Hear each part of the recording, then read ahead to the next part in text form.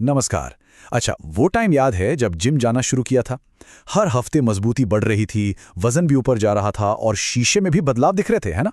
लेकिन फिर अचानक सब कुछ रुक सा गया। मेहनत उतनी ही या शायद उससे भी ज्यादा, पर नतीजे जीरो।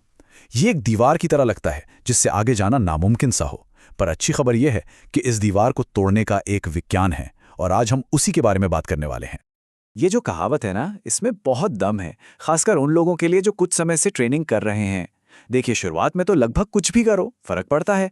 लेकिन हमारी बॉडी बहुत स्मार्ट है। वो चीज़ों के हिसाब से खुद को ढाल लेती है, मतलब अडेप्ट कर लेती है। और जो तरीके हमें यहाँ तक लाए हैं, ज़रूरी नहीं कि वो हमें अगले लेवल तक भी ले जाएं। इसलिए अब हमें अपना तरीका बदलने की, उसे बेहतर बनाने की ज़रूरत है।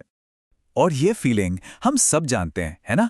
घंटों जिम में पसीना बहाना, हर एक रैप के लिए जान लगा देना, और फिर जब आईने के सामने खड़े होते हैं या वजन मशीन पर चढ़ते हैं तो लगता है कुछ बदला ही नहीं।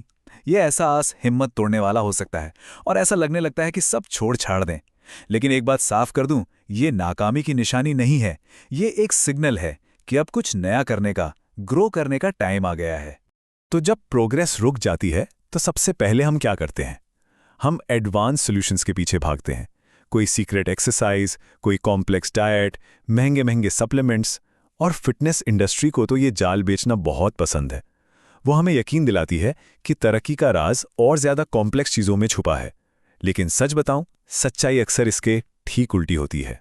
सबसे पहला मिथक, डाइट। ऐसा लगने लगता है कि नतीजे पाने के लिए कीटो, कार्ब साइक्लिंग या कोई और मुश्किल सा प्रोटोकॉल फॉलो करना ही पड़ेगा। लेकिन देखिए, साइंस बार बार यही दिखाता है कि जब तक कैलोरी और प्रोटीन कंट्रोल में हैं, तब तक असली खेल कॉम्प्लेक्सिटी का नहीं, कंसिस्टेंसी का है। सबसे अच्छी डाइट वो है जिस पर लंबे समय तक टिका जा सके। फिर आता है वो नो पेन नो गेन वाला आइडिया, है ना? कि हर वर्कआउट में बस खुद को खत्म कर दो। गलत। जरूरत से ज्यादा ट्रेनिंग शरीर पर बहुत भारी पड़ सकती है, जिससे दर्द, चोटें और प्रोग्रेस में रुकावट ही आती है। याद रखिए, मसल्स जिम में नहीं बनती, वो आराम के दौरान बनती हैं। स्मार्ट ट्रेनिंग का मतलब है कि जितनी इज्जत मेहनत को दी जाती है, उतनी ही रिकवरी को भी दी जाए। और आखिर में ये मसल कंफ्यूजन का मिथक, ये आइडिया कि बॉडी को अनुमान लगाते रहने के लिए अपनी रूटीन को बार बार बदलते रहना चाहिए, ये पूरी तरह से गलत है। असली प्रोग्रेस तो स्क्वाट, डेडलिफ्ट और बेंच प्रेस जैसी जानी मानी एक्सरसाइज में धीरे धीरे वजन, रेप्स या सेट्स बढ़ाने से आती है। इसे प्रोग्रेसिव ओवरलोड कहते हैं, और सच कहूं तो यही प्रोग्रेस की असली चाबी है। तो सवाल ये है कि अगर कॉम्प्लेक्सिटी जवाब नहीं है, तो फिर क्या है? यहीं से चीजें असली में इंटरेस्टिंग होती हैं। इसका समाधान लक्ष्यों को भूलने और उसकी जगह सिस्टम बनाने पर फोकस करने में है। ये सुनने में एक छोटा सा बदलाव लग सकता है, पर यह फिटनेस को देखने का पूरा नजरिया बदल सकता है। तो ये सिस्टम है क्या आखिर? इसे ऐसे समझिए, मान लीजिए लक्ष्य है 10 पाउंड मसल बढ़ाना, ये हुआ गोल। अब सिस्टम क्या है? सिस्टम वो प्रक्रिया है जो उस लक्ष्य तक पहुंचने के लिए रोज की जाती है। हफ्ते में 4 बार जिम जाना, हर मील में प्रोटीन खाना, 8 घंटे सोना। सिस्टम वो इंजन है जो आपको आपकी मंजिल तक ले जाता है। एक असरदार सिस्टम का पहला स्तंभ है क्वांटिफिकेशन, मतलब चीजों को मापना। सीधी सी बात है, जिस चीज को आप मापते नहीं, उसे सुधार भी नहीं सकते। इसका मतलब है कितना वजन उठा रहे हैं, क्या खा रहे हैं, कमर का साइज क्या है, इन सब पर नजर रखना। ये डेटा आपको अंधेरे में तीर चलाने से बचाता है और ये जानने की ताकत देता है कि असल में क्या काम कर रहा है और क्या नहीं। दूसरा स्तंभ है आदत बनाना। देखिए, हमारी इच्छा शक्ति मतलब विल पावर एक लिमिटेड रिसोर्स है। अगर हर बार जिम जाने या हेल्दी खाना चुनने के लिए खुद को जबरदस्ती मनाना पड़े, तो आप आखिरकार थकी जाएंगे। लेकिन जब ये चीजें आदत बन जाती हैं, तो वे ऑटोमेटिक हो जाती हैं। जैसे सुबह उठकर दांत ब्रश करना, ये आपके सिस्टम का एक नेचुरल हिस्सा बन जाती हैं। तो पक्की आदतें बनती कैसे हैं? इसके 3 सिंपल से नियम हैं। पहला, एकदम छोटा शुरू करें। इतना छोटा कि फेल होने का चांस ही ना हो, जैसे रोज बस एक पुशअप करना।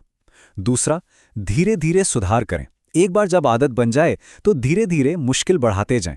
और तीसरा, ये मानकर चलें कि परफेक्शन मुमकिन नहीं है, आप चुकेंगे। जरूरी ये है कि जल्दी से वापस ट्रैक पर आ जाएं।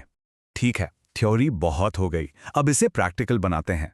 चलिए कुछ ऐसे पावरफुल सिस्टम्स पर नजर डालते हैं जिन्हें आप अपनी ट्रेनिंग और न्यूट्रिशन में तुरंत लागू कर सकते हैं, ताकि उस प्लेटो को तोड़ सकें और फिर से नतीजे देखना शुरू कर सकें। एक बहुत ही जबरदस्त ट्रेनिंग सिस्टम है पीरियोडाइजेशन।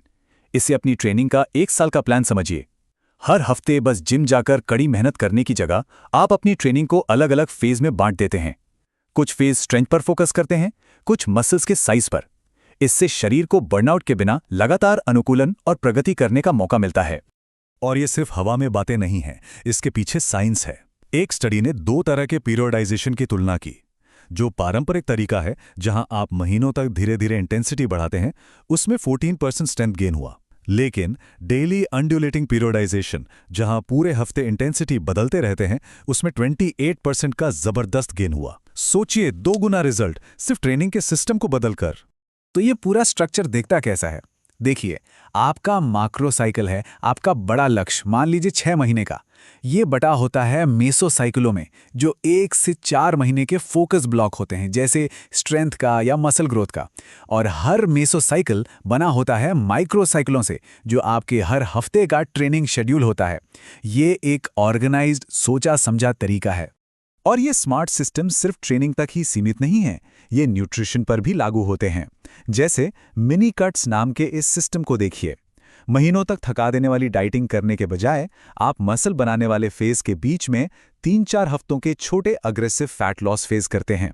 इससे आप मानसिक और शारीरिक रूप से थके बिना साल भर लीन रह सकते हैं। तो इन सारे सिस्टम्स के साथ आखिर हम बना क्या रहे हैं? लक्ष्य सिर्फ अंधाधुंध बड़ा या मजबूत होना नहीं है। लक्ष्य एक ऐसा शरीर बनाना है जो बैलेंस्ड हो, सिमेट्रिकल हो और देखने में अच्छा लगे। और इसके लिए हम प्रेरणा ले सकते हैं प्राचीन यूनानियों से और उनके ग्रीशियन आइडियल से। यहाँ एक बहुत ही दिलचस्प आइडिया है। क्या हो अगर खूबसूरती पूरी तरह से देखने वाले की आंखों पर निर्भर ना हो? क्या हो अगर एक आदर्श शरीर को गणितीय रूप से, मतलब मैथ्स से डिफाइन किया जा सके? यही ग्रीशियन आइडियल के पीछे का विचार है। ये हमें अनुपातों का एक सेट देता है, एक ब्लूप्रिंट देता है कि हमें किन मसल ग्रुप्स पर फोकस करने की जरूरत है ताकि एक संतुलित शरीर बन सके। ये सब कुछ ऐसे एक जादुई नंबर के इर्द गिर्द घूमता है, 1.618, यानी गोल्डन रेशियो। ये अनुपात आपको प्रकृति में हर जगह मिलेगा, एक शंख के स्पाइरल से लेकर एक फूल की पंखुड़ियों तक।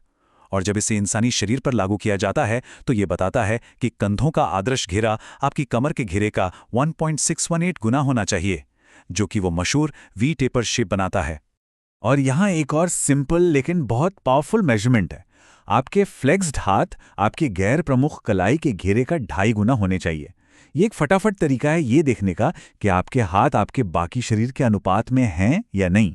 तो ये रहा आपका ब्लूप्रिंट। ये अनुपात कंधों से कमर तक, बाहों से कलाई तक और पैरों से घुटनों तक आपको अपना आदर्श शरीर बनाने के लिए एक साफ रोड मैप देते हैं।